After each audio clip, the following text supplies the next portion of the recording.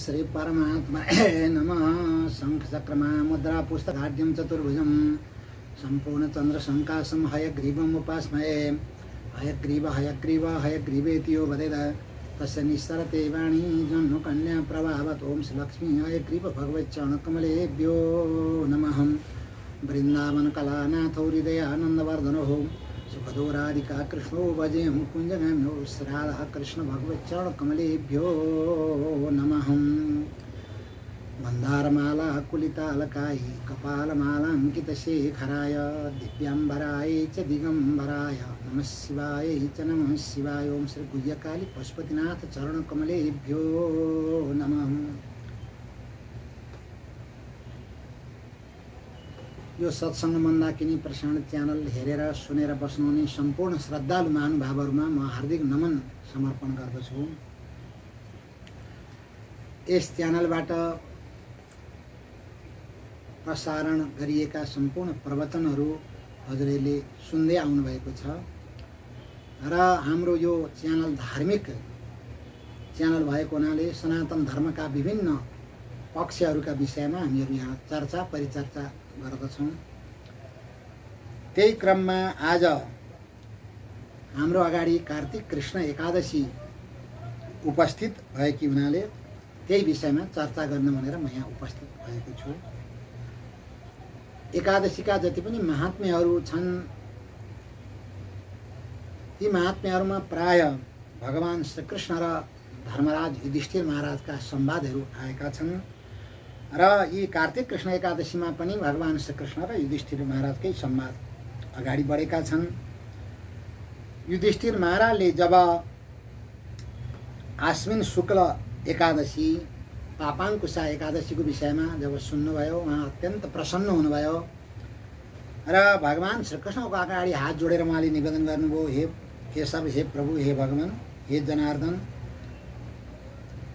मलाई हजुरले भन्दा अगाडि उत्पत्तिका एकादशीदेखि लिएर सम्पूर्ण जति पनि यो पापाङ्कुशा एकादशीसम्मका प्रसङ्गहरू सुनाइबक्स्यो। म अत्यन्त प्रसन्न भएको छु।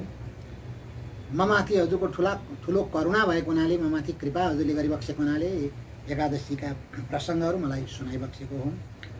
अब म कार्तिक महिनाको कृष्ण पक्षकै कि जो एकादशी छन् ती एकादशीको नाम के हो र ती एकादशीको व्रतका प्रभावहरू कस्ता छन् र व्रतका विधानहरू के हुन् त्यो म जान्न चाहन्छु भनेर यसरी जब प्रश्न गर्नुभएको थियो, भगवान अत्यन्त प्रसन्न भइबक्स्यो। किनभने एकादशी तिथि भगवानकी अत्यन्त प्रिय तिथि हुनुहुन्छ।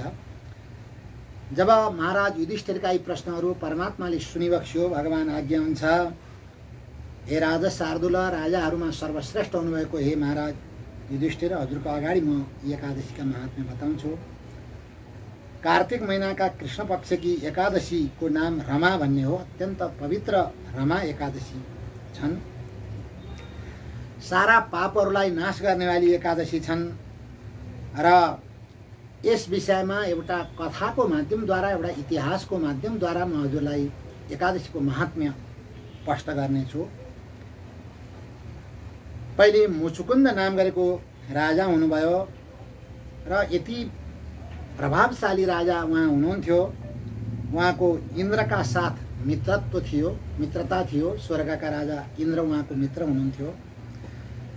महाराज इन्द्र मात्र होइन, यमराजका साथमा पनि उहाँको मित्रता थियो, वरुण देवताका साथमा पनि मित्रता थियो, कुबेरका साथ पनि मित्रता थियो र भगवान रामका अत्यन्त महान जो भक्त विभीषण हुनुहुन्छ, विभीषणका साथमा उहाँको मित्रता थियो।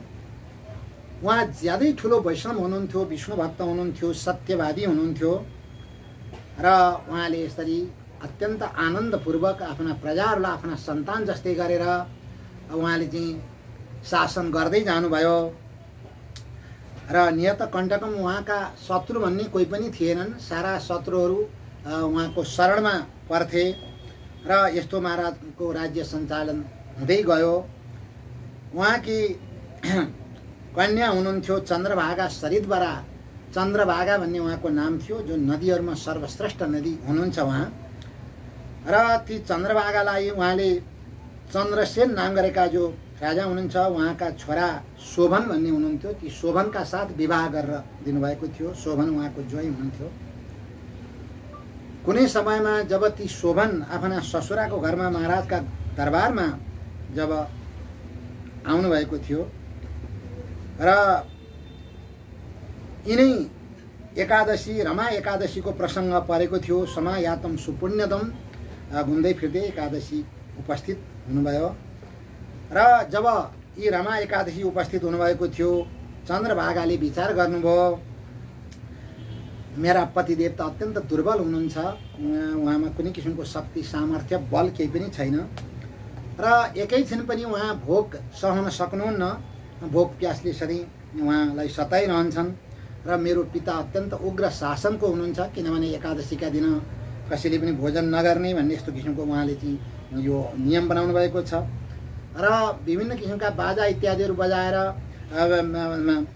उहाँले चाहिँ यसरी चाहिँ घोषणा गराउनुहुन्छ मेरो राज्यमा कसैले एकादशीका दिन भोजन गर्नु हुँदैन भनेर सारा देशभरि नै उहाँले यस्तो चाहिँ संवाद पठाउनु भएको हुन्छ र यसरी जब त्यो शोभनले त्यो कुरा सुन्नुभयो, शोभनस्तोप्रे प्रियाम, र उहाँले आफ्नी प्रिया पत्नीलाई भन्नुभयो राजकुमारलाई, हे कान्ते, हे देवी, अब म के गरौँ, किनभनेदेखि किन कर्तव्य मया कान्ते देही भिक्षाम सुशोभने, र हे शोभने मलाई अब म त केही पनि नखाइकन बाँच्दिनँ र मलाई तिमी शिक्षाम सुशोभने, तिमी मलाई शिक्षा देऊ, कृतेन येन मे सम्यक जीवितम न विनश्यति, जसले गर्दाखेरि मेरो मृत्यु नहोस्, किनभने खान पाएन भने त म तुरुन्तै मृत्यु भइहाल्छ, मेरो शरीर छुटिहाल्छ। त्यसैले के गर्दाखेरि चाहिँ राम्रो हुन्छ, किनभने तिम्रो पिताले महाराजले जुन कसैले पनि खानु हुँदैन एकादशीको दिनमा भनेर जो सारा आफ्ना राज्यभरि यस्तो संवाद जो पठाउनु भएको छ, फैलाउनु भएको छ, यसले गर्दाखेरि मलाई त बाँच्न ज्यादै गाह्रो भयो भनेर जब यसरी उहाँले बताउनु भएको थियो, चन्द्रभागाले भन्नुभयो उहाँकी पत्नीले, हे पतिदेव, मेरा पिताको भवनमा कसैले पनि एकादशीका दिन खानु हुँदैन, गजै रसै तथा चन्ने रन्ने पशुबेरे बच, मान्छेलाई मात्रै होइन हात्तीलाई पनि कुनै घाँस इत्यादि खुवाइँदैन, त्यसै गरी कुनै पनि पशुहरूले घाँस दाना पानी इत्यादिहरू खान पाउँदैनन् र यहाँ कुनै तृण इत्यादिसम्म पनि कसैले खान पाउँदैनन्, पानी पिउन पनि पाउँदैनन् र भगवान के अत्यन्त प्रिय जो एकादशी हुनुहुन्छ, एकादशीको दिनमा त्यति ठुलो कडा मेरो पिताको राज्यमा यस्तो किसिमको आज्ञा छ भने मान्छेले त खाने भन्ने कुरै आउँदैन। त त्यस कारणले एकदम बक्सेसे कान्ते त ज्ञात प्रहाजम, यदि हजुर अब नखाइकन नसक्ने हजुरको अवस्था छ भने अब यो दरबारबाट त बाहिर जानुपर्छ, दरबारभित्र बसेर त यो कुरा सम्भव हुँदैन, खाने भन्ने कुरा हुँदैन र यो विचार गरेर हजुरले आफ्नो मनलाई अब दरो बनाउनुपर्छ, जे गर्दाखेरि हजुरको मन दरो हुन्छ, प्रसन्न हुन्छ, अब हजुरले त्यही गर्नुहोला भनेर यसरी जब ती पत्नीले, ती राजकुमारले जब यस्तो भन्नुभएको थियो, ती शोभन पति भन्न लाग्नुभयो र हे देवी, तिमीले जुन कुरा भन्यो त्यो कुरा एकदम सत्य कुरा हो, किनभने करिष्येम उपोषणम दैवेन विहितम तद्वे, अवश्य पनि अब यो दरबारमा म आइसकेपछि अरूले जे गर्छन् त्यो कुरा त मैले मान्नै पर्छ, गर्नै पर्छ, किनभने राजाको शासनको उल्लङ्घन कसैले पनि गर्नु हुँदैन र भाग्यमा जे लेखेको छ त्यही हुन्छ, आफूले चाहेर मात्रै हुँदैन, तथैव भविष्यति, त्यस कारणले जे होला अब मैले व्रत बस्ने निर्णय गरेँ र भनेर यसरी उहाँले भाग्यलाई नै जिम्मा लगाउनुभयो सारा कुरा र उहाँले पनि अरूका साथमा व्रत गर्नुभयो र यसरी जब व्रत उहाँले गर्दै जानुभयो, दिन बित्दै गयो, क्षुतृषा पीडित तनु, तर भोक प्यासले गर्दाखेरि उहाँ ज्यादै आकुल व्याकुल हुनुभयो र अति दुखित, ज्यादै उहाँ दुखित पनि हुनुभयो र यसरी हुँदाहुँदै अब त्यो एकादशीको दिनमा अब जब साँझ पर्यो, सूर्य भगवान जब अस्ताचलमा जानुभयो, सूर्य भगवान जब अस्ताउनु भयो र वैष्णवानां हराणां छ, किनभने एकादशीकी जुन रात्रि छन् ती रात्रि वैष्णवहरूका लागि अत्यन्त प्रिय छन् र निशा हर्ष विवर्धिनी, राति जागरण गर्नु र राति भजन कीर्तन इत्यादिहरू गर्नु, वाद्यवादन इत्यादि गर्नु वैष्णवहरूका लागि, भगवानका भक्तहरूका लागि योभन्दा ठुलो उत्सव महोत्सव त अरू केही हुन सक्दैन। त्यसैले त्यस्तै रात्रि जब उपस्थित भइन्, जब साँझको बेला भयो र हरिपूजा रतानाम च जागरा शक्त चेतसाम, जो भगवानको पूजा गर्नुहुन्छ जसले जागरण गर्नुहुन्छ उहाँहरूको लागि त यी रात्रि अत्यन्त महत्त्वपूर्ण छन् र बहुबन्धुसारतोल शोभन स्याति दुखा, तर अरू सबै वैष्णवहरू, भक्तहरू, मनुष्यहरू सबै अत्यन्त प्रसन्न हुनुभयो, तर ती शोभनका लागि त ती रात्रि अत्यन्त दुःखदायी नै भइन् र जब रात्रि समाप्त भइन् रातभरि भजन कीर्तन इत्यादिहरू हुँदै गए, भगवानका सेवा पूजाहरू हुँदै गए। भोलिपल्ट जब सूर्य उदय हुने बेला भएको थियो, द्वादशीका दिन जब भगवान सूर्य उदाउन लाग्नुभयो, त्यतिखेरै ती शोभनको मृत्यु भयो। र अब उहाँको शरीर छुटेपछि राजाले विधिपूर्वक एउटा चाहिँ राज दरबारमा गर्नुपर्ने जुन अन्त्येष्टि कर्म हो त्यो सारा उहाँले गराउनुभयो। सबभन्दा पहिले त विभिन्न श्रीखण्ड आदिका दाउराहरू लिएर उहाँको शरीर दग्ध गराइयो, दाह संस्कार गरियो। र तर चन्द्रभागा जो हुनुहुन्छ उहाँकी पत्नी, शोभनकी पत्नी, उहाँले चाहिँ आफ्नो शरीरलाई दग्ध गराउनु भएन, ददा पितृवार्ता। किनभने उहाँको पिताले रोक्नु भएको थियो, हे नानी, हे छोरी, अब पतिका साथ तिमी सती नजाऊ, तिमी यहाँ रहनुपर्छ भनेर। र यसरी उहाँका औरतदेखि कर्म, दशगात्र कर्म छन्, गर्नुपर्ने अन्त्येष्टि कर्महरू सबै राजाले चाहिँ यसरी गर्न चाहिँ लगाउनु भयो र ती राजकुमारीले पनि सबै गर्नुभयो। र जो शोभन हुनुहुन्छ, भगवान आज्ञा हुन्छ युधिष्ठिर महाराजलाई, हे महाराज युधिष्ठिर, ती शोभन जो राजाका ज्वाइँ हुनुहुन्थ्यो, त्यो रमा व्रतको प्रभावतः यो रमा एकादशीको व्रतको प्रभावले गर्दाखेरि उहाँले चाहिँ देवपुर प्राप्त गर्नुभयो। र जुन देवपुर स्वर्ग होइनन्, मन्दराचल पर्वतका गुफामा ती दिव्य सहर थिए, ती दिव्यपुर थिए। र उहाँले तिनै दिव्य लोक प्राप्त गर्नुभयो। र ती लोकको वर्णन यहाँ गरिएको छ। भगवान लोकको वर्णन गरेको हुन्छ, अनुत्तमम, तीभन्दा उत्तम लोक त अरू के हुन सक्छन् र। अनादृश्यम, कसैले आक्रमण पनि गर्न नसक्ने ती लोक थिए। असङ्ख्य गुणान्वितम, असङ्ख्य गुणले परिपूर्ण भएका दिव्य ती लोक थिए। र ती लोकका दरबारहरू यस्ता थिए जो हेमस्तम्भमय सौधै, र त्यहाँका दरबारहरूका जो खम्बा इत्यादिहरू सुनले बनेका थिए। र त्यसै गरी विभिन्न रत्न मणिमाणिक्य इत्यादिले सुशोभित भएका त्यहाँ खम्बाहरू थिए। र विभिन्न स्फाटिके विविध आकारे त्यहाँ स्फटिक मणिले बनेका कुनै झोका इत्यादिहरू थिए, खम्बा इत्यादिहरू थिए। र विचित्रै रूपशोभितम, विचित्र यस्ता किसिमका दिव्य मणिमाणिक्यले सुशोभित भएका ती दिव्यपुर थिए। र सिंहासन समारूढ सुश्वेत छत्र चामरः, त्यहाँ अब ती शोभनको त शरीर त्याग भइसकेपछि, उहाँको मृत्यु भएपछि उहाँ त तिनै लोकमा जानुभयो, स्थानमा जानुभयो। र उहाँलाई लगेर त्यहाँ सिंहासनमा राखियो, सेतो छत्र, उहाँलाई सेतो छाता ओढाइयो, किरीट कुण्डल इत्यादिले उहाँ सुशोभित हुनुभयो। हार केयु र भूषित, विभिन्न किसिमका हारहरू, त्यसै गरी कुण्डल इत्यादिले उहाँ सुशोभित हुनुभयो। स्तुय मानस गन्धर्वै, गन्धर्वहरूले उहाँको स्तुतिगान गर्न लागेका छन्। अप्सरो गण सेविता, अप्सराहरूले सेवा गर्न लाग्नु भएको छ। र यसरी ती शोभन त्यहाँ त्यो सिंहासनमा बस्दाखेरि उहाँको यस्तो शोभा थियो, जसरी स्वर्गमा इन्द्र महाराजको शोभा हुन्छ त्यसै गरी उहाँको शोभा यस्तो थियो।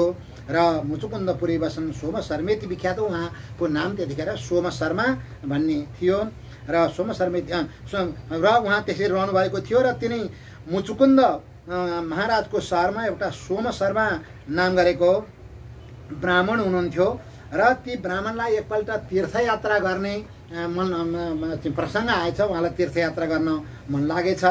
र तीर्थयात्रा गर्दै गर्दै उहाँ त तिनी शोभन जहाँ बस्नुभएको थियो ती दिव्यपुरमा, र त्यहाँ त्यो ठाउँमा उहाँ पुग्नुभएछ। र उहाँले घुम्ने क्रममा, जाने क्रममा जब त्यहाँ ती शोभनलाई देख्नुभयो, र रमा व्रत प्रभावेण कोपी स्वर्गतिम लभेत, रमा व्रतको प्रभावले, जुन रमा एकादशी हुनुहुन्छ ती एकादशीको व्रतको प्रभावले त सबैले स्वर्ग प्राप्त गर्छन्।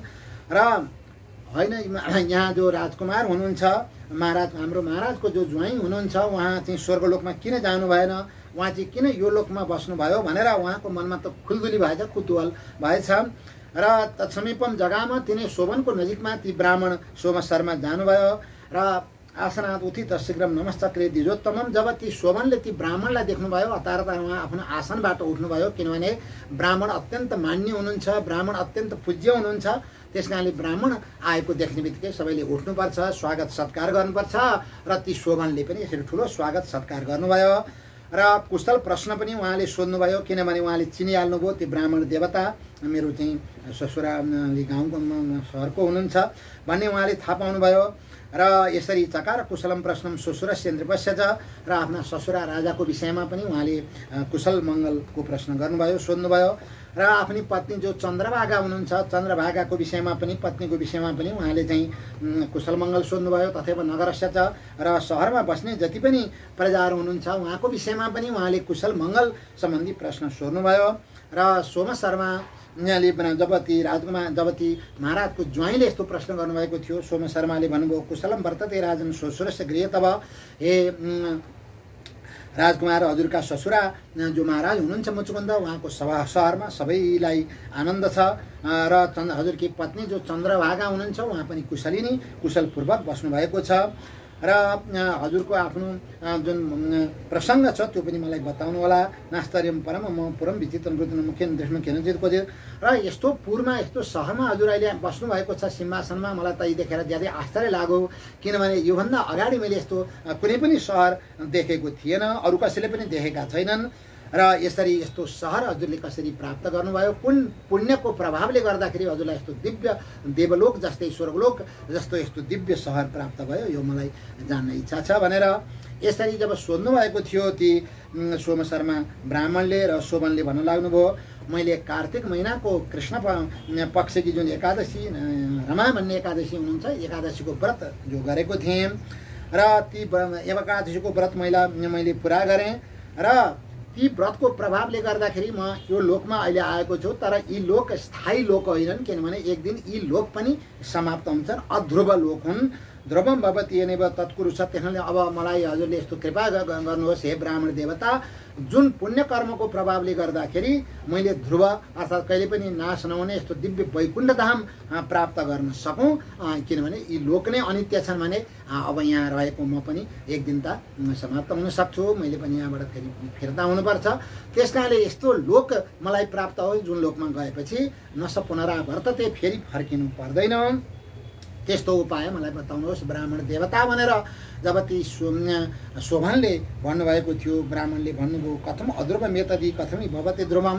र हे महाराजका हाम्रा महाराजका ज्वाइँ साहब, यी लोक कसरी अध्रुव लोक हुन् भनेको नाशवान लोक यी कसरी हुन् र ध्रुव लोक भनेका कस्ता हुन्छन्, कहिले पनि नाश नहुने लोक कस्ता हुन्छन् र कसरी यी अध्रुव लोकलाई ध्रुव लोकमा परिणत गर्न सकिन्छ, फेरि हजुरलाई दिव्य लोकमा पुर्याउन सकिन्छ, यो उपाय म जान्न चाहन्छु हजुरबाटै भनेर ब्राह्मणले जब सोध्नु भएको थियो, शोभनले बताउन लाग्नुभयो, मै तद्विहितम विप्र श्रद्धाहीन, मैले व्रत त गरेको थिएँ तर मलाई कुनै पनि श्रद्धा थिएन, करले गर्दाखेरि मैले व्रत गरेको थिएँ, किनभने मलाई जुन भोजन गर्ने ज्यादै इच्छा थियो। तर महाराजको त्यो दरबारमा बसेपछि राजाको आज्ञा पालन गर्नुपर्ने सबैको कर्तव्य भएको हुनाले मैले मन नलगाइकन श्रद्धा नभइकन त्यो व्रत गरेको हुनाले त्यो मलाई चाहिँ यस्तो अध्रुव लोक अर्थात् नाशवान यो लोक प्राप्त भएको हो। र जे गर्दाखेरि ध्रुव अर्थात् सत्य लोक भनेको कहिले पनि नाश नहुने लोक प्राप्त हुन्छ, त्यो उपाय पनि म बताउँछु। र मुचुकुन्द महाराजकी कन्या जो चन्द्रभागा छन् ती मेरी पत्नी हुन्, हजुरलाई त्यो सबै थाहा छँदैछ। र गएर यो सबै घटना हजुरले गएर ती मेरी पत्नीलाई चन्द्रभागालाई बताउनु पर्नेछ र गएर उनले चाहिँ कुनै उपाय अवश्य पनि निकाल्ने छन् र मलाई त्यो दिव्य लोक प्राप्त हुनेछ, जुन लोकमा गएपछि फेरि संसारमा फर्किनु पर्दैन भनेर यसरी जब ती शोभनले भन्नुभएको थियो, ब्राह्मणले जब यो कुरा सुन्नुभयो र उहाँ त्यहाँबाट फर्केर आउनुभयो। आएर राजाको दरबारमा गएर ती राजकुमारीलाई उहाँले सारा घटना बताउनु भयो। मैले त यसरी हजुरको पतिलाई भेटेर आएँ र उहाँ चाहिँ यसरी यो अधुर नाशवान लोकमा हुनुहुन्छ, तर दिव्य लोक त छन् ती, तर ती नाशवान लोक छन् र उहाँलाई अब त्यो जुन ध्रुव अर्थात् कहिले पनि नाश नहुने यस्तो लोक प्राप्त गर्ने ज्यादै इच्छा छ। प्रत्यक्ष अथवा स्वप्न तैत कथ्यते दिजः र भनेर जब ती ब्राह्मणले सुनाउनु भएको थियो, ती राजकन्या अत्यन्त आश्चर्यचकित हुनुभयो र उहाँले भन्नुभयो, होइन हजुरले चाहिँ प्रत्यक्ष भेटेर आउनुभएको त मेरो पतिलाई, अथवा हजुरले स्वप्नमा देखेर चाहिँ यस्तो भन्नुभएको हो भनेर यसरी जब ती राजकन्याले भन्नुभएको थियो, सोम शर्माले भन्नुभयो प्रत्यक्षम पुत्री ते एकान्त हो मया दृष्टो महा भने एउटा विशाल जङ्गलको बिचमा ती दिव्य त्यो जो वनका बिचमा मैले चाहिँ दिव्य दरबारमा दिव्य ती लोक छन्, ती लोकमा हजुरको पतिलाई मैले देखेको हुँ र हजुरको पति देवता जस्तै अत्यन्त जाज्वल्यमान हुनुहुन्छ। अनाथ दृश्यम भनेको कसैले पनि उहाँसँग भिन्न नसक्ने यस्तो अवस्थामा अत्यन्त शक्तिशाली भएर उहाँ रहनुभएको छ र त्यस्तो दिव्य पुर पनि मैले देखेँ र हजुरको पतिलाई त्यस्तो रूपमा मैले देखेँ। तर उहाँले नि भन्नुभएको हो ती लोक त अध्रुव छन्, अर्थात् नाशवान लोक हुन्, ती लोक सधैँ रहने छैनन्, ती लोक चाहिँ समाप्त हुन्छन्। र ध्रुवम भवति तत्कुरु, त्यो केले गर्दाखेरि ती लोक चाहिँ स्थायी लोक मलाई प्राप्त हुन्छ, त्यो उपाय गर्नुहोस् भनेर यसरी उहाँले चाहिँ मलाई उपाय बताउनुहोस् भनेर भन्नुभएको हुनाले मैले त्यही खबर लिएर यहाँ आएको हुँ भनेर यसरी जब ती ब्राह्मणले भन्नुभएको थियो, चन्द्रभागाले भन्नुभयो तत्र माम नय विप्रसेको पति दर्शन लालसम, मलाई त मेरा पतिदेवको दर्शन गर्न अत्यन्त तीव्र इच्छा छ। र पतिश्यामे पुरम ध्रुवम, म आफ्नो व्रतको प्रभावले गर्दाखेरि एउटा त पतिव्रता धर्मको प्रभावले र फेरि आफ्नो मैले जति व्रतहरू गरेकी छु त्यो व्रतका प्रभावले गर्दाखेरि अवश्य पनि मेरा पतिलाई म ती ध्रुवलोक अर्थात् ती सत्य जुन लोक छन् कहिले नाश नहुने ती लोकमा लैजाने प्रयास गर्नेछु। र अब दुईजो संयोग यथा भयो तत्कुरु, त्यसैले हामी दुईजनाको भेट जसरी हुन्छ पति पत्नीको त्यो उपाय हजुरले चाहिँ बताउनुपर्छ, ब्राह्मणले उपाय गर्नुपर्छ। प्राप्य त्यही महत्त्वपूर्ण कृत्वा योगम वियुक्त हो, किनभने पति पत्नीको वियोग भएको छ भनेदेखि जे गर्दाखेरि जुन कर्म गर्दाखेरि त्यो संयोग हुन्छ त्योभन्दा ठुलो पुण्य कर्म संसारमा पति पत्नीलाई भेट गराइदिनु भेटाउनुभन्दा ठुलो पुण्य कर्म संसारमा केही पनि छैन। त्यस कारणले ब्राह्मण देवता हजुरले यदि मलाई त्यहाँ पुर्याइदिनु भयो भने त्योभन्दा ठुलो म प्रतिको हजुरको उपकार अरू केही पनि हुन सक्दैन भनेर यसरी राजकन्याले जब भन्नुभएको थियो अब ती सोमशर्मा ब्राह्मण पनि अत्यन्त प्रसन्न हुनुभयो र ती राजकुमारीलाई साथमा लिएर उहाँ फेरि त्यही लोकमा जानुभयो जहाँ शोभन बस्नुभएको थियो।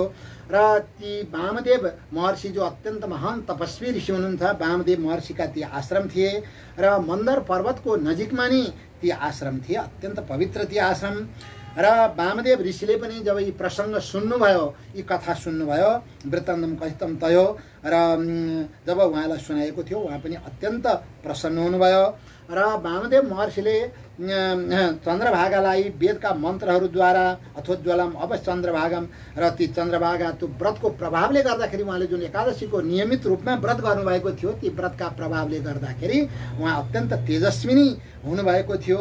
र ती चन्द्रभागालाई यसरी जब वेदका मन्त्रहरूद्वारा वामदेव महर्षिले अभिषेक गर्नुभयो र अभिषेक गर्ने बित्तिकै ऋषि मन्त्र प्रभावमा विष्णु वासर सेवनाथ दिव्य देव बभु वासौ दिव्याम गतिमवाप, र यसरी ऋषिका मन्त्रको प्रभावले र विष्णु वासर सेवनाथ यसरी भगवानका जो पवित्र तिथि छन् एकादशी तिथिको सेवनाले गर्दाखेरि दिव्य देव बभु वासौ, र जो शोभन हुनुहुन्छ उहाँ पनि अत्यन्त दिव्य शरीरवाला हुनुभयो र त्यसै गरी ती राजकन्या पनि अत्यन्त दिव्य शरीर धारिणी हुनुभयो र दिव्याम गतिमवाप, र उहाँले दिव्य गति प्राप्त गर्नुभयो ती शोभनले।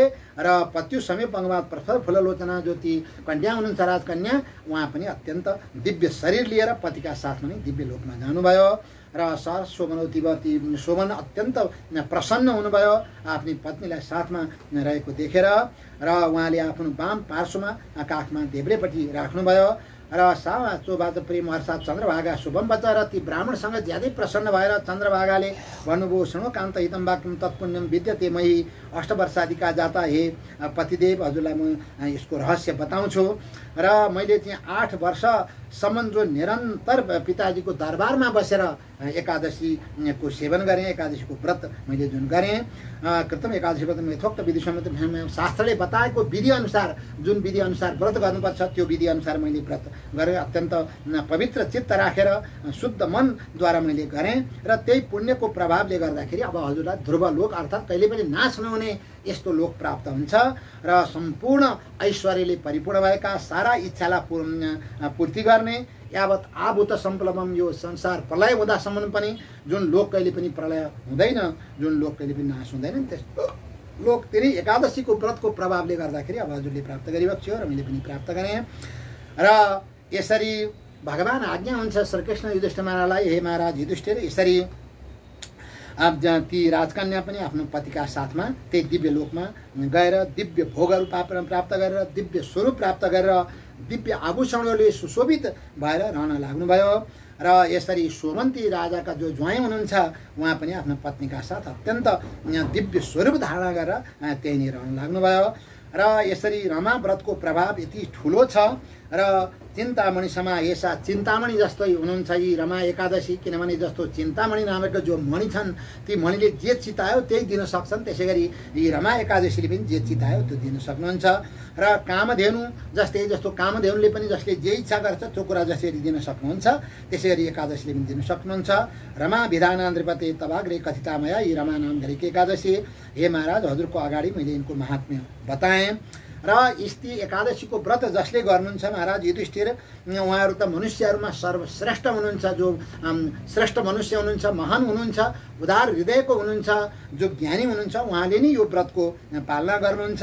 र जसले गर्नुहुन्छ भने ब्रह्म हत्या जस्ता ठुला ठुला पापहरू पनि समाप्त हुन्छन्, यसमा कुनै किसिमको शङ्का छैन।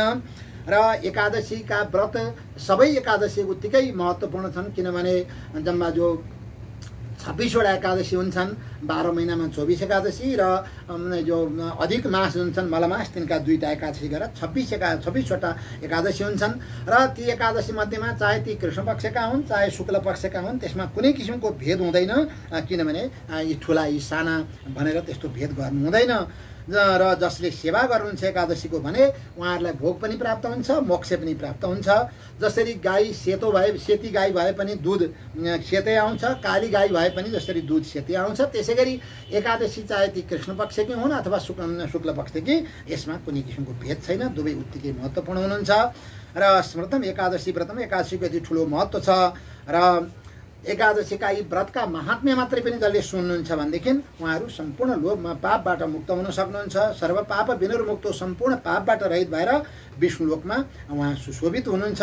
र उहाँहरूले फेरि मृत्युलोके पुनरागमन न जायते, फेरि मृत्युलोकमा यो मनुष्यलोकमा उहाँहरूले फर्केर आउनु पर्दैन।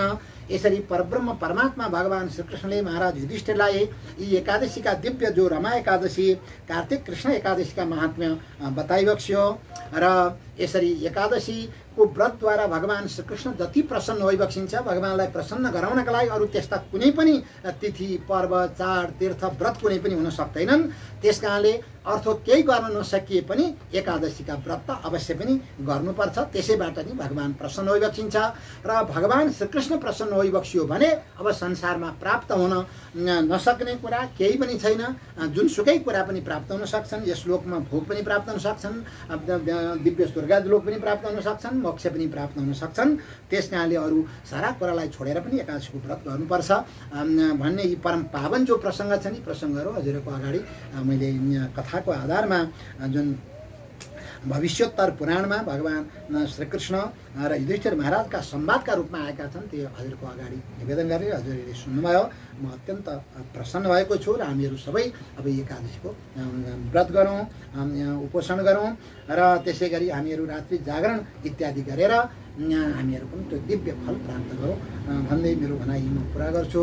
ओम वृन्दावन कलानाथो हृदयानन्दवर्धनो सुखदो राधिका कृष्णो भजेऽहं कुञ्जगामिनो श्राद्धा कृष्ण भगवच्चरणकमलेभ्यो नमः।